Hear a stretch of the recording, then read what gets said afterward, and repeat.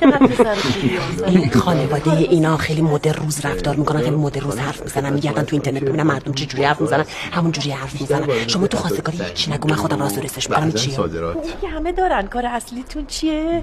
قطعات ماشین کار میکنه. قطعات ماشین سبک یا سنگین؟ قطعات لاندیور. مارک فیشر میگه افرادی که از ریسک کردن میترسن هرگز به جایی نمیرسن. اینه که ما اومدیم که سهر جون واسه پسرمون خواستگاری کنیم. کاملا درست میفرمایید. معیار تصمیم واقعی آن است که دست به عمل بزنیم.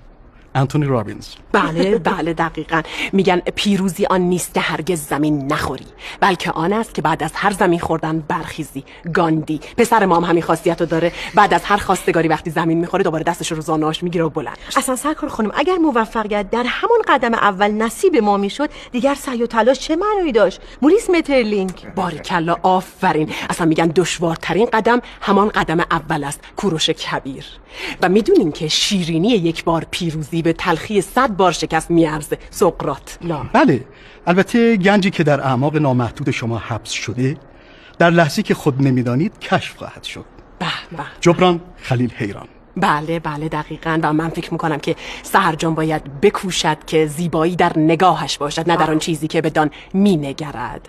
و میدونید که میگن بگذار عشق خاصیت تو باشد، نه رابطه خاص تو با کسی. نلسون ماندلا. قربان شما نمیخواین چیزی بفرمایید؟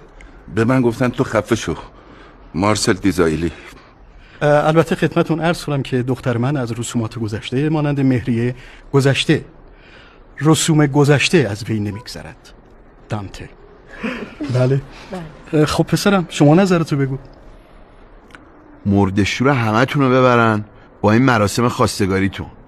داوود سگده است.